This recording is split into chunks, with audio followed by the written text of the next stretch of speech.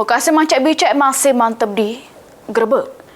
Dua orang pengedar narkoba asal Oku Timur ditangkap Sat Narkoba Polres Oku Selatan di Desa Simpang Lubuk Dalam, Kecamatan Muara II Kisam.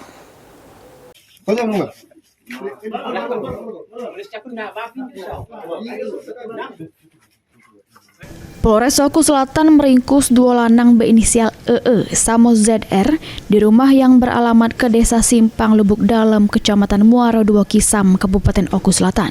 Juru penangkapan ini, personil Sat Narkoba Polres Oku Selatan turut menyita sejumlah barang bukti berupa 3 kantong plastik klip bening berisi sabu-sabu seberat 20,60 gram dari kantong celana tersangka EE.